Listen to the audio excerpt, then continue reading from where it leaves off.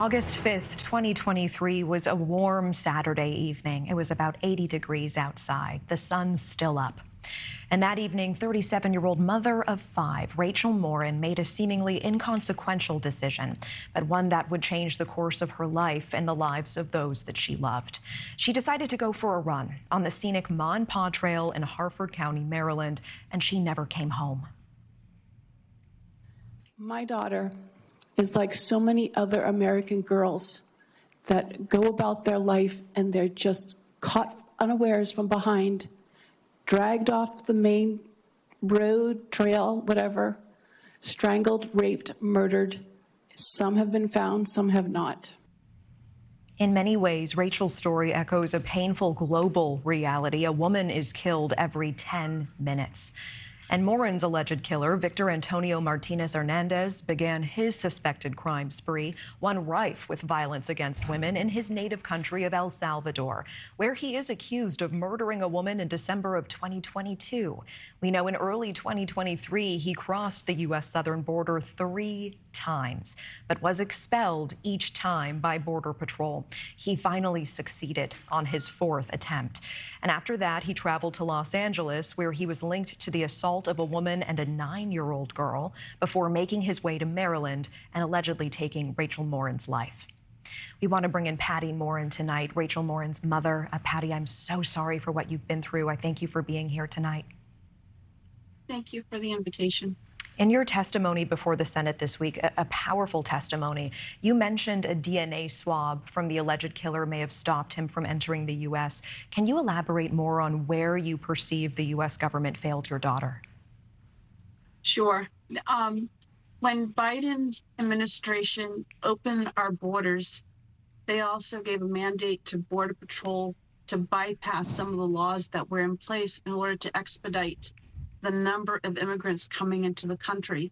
And one of those laws that have been on the books for over a decade is to do a cheek swab, run it through their system, and then they would know if the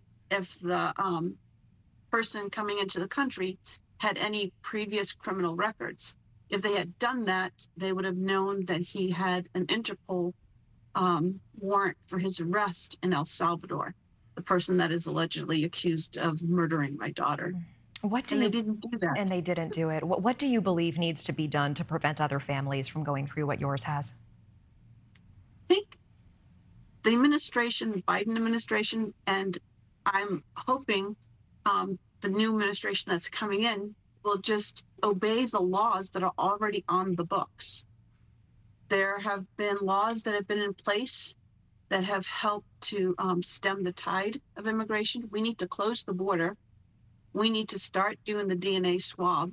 We need to start going back to doing the fingerprint and the photograph of immigrants coming into our country. And they need to come into the country with documents. When I was doing the Homeland Security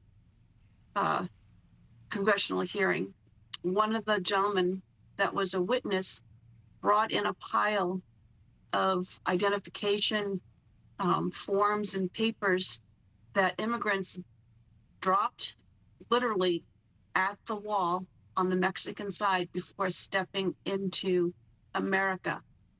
Those documents were needed for them to go through all the other countries to get to the southern border. And then once they dropped them and came into America, they could tell Border Patrol any name, any country, any age, and they would have no way of proving if the people coming in and telling them this information, if it was correct and if they were criminals or not. So they need to come with papers, and they need to come at the point of entry, and they need to do the laws of the DNA swab, the fingerprint. Okay. I appreciate all of that information and all of these things that you're fighting for. You know, I want to ask, I think so many of us were incredibly touched by your testimony this week, your incredible composure and your strength talking about something that is just gut-wrenching. Tell me more about how you are holding up, and I know your daughter was a mother of 5. How are her children doing? Her children are, they're on the mend. I mean, it's been a year and a half, and I think that they're all different ages. And so as they grow, they're going to keep reprocessing this as their understanding grows with them, with their age. As for me, I actually did an interview yesterday with a European newspaper, and we walked to the trail because they wanted to take pictures of where the murder had occurred. And I thought that I was going to be okay. But as we got closer to the crime scene where the crime happened, I had to stop because I just felt like I had been hit by a truck. And just all the emotions from a year and a half ago had come back. And it was like reliving the news all over again. So I think that I'm not so much, the grief hasn't left, but it's you, by carrying it, you somehow get stronger. And so it stays with you, but you're able to coincide with it, if that makes any sense. Yeah. And you're doing so much with it as well. You're throwing yourself into action and speaking out. Patty, I'm so sorry. I cannot imagine what you have gone through and what you will continue to go through. But I truly appreciate your perspective and time tonight. Patty Morin, thank you.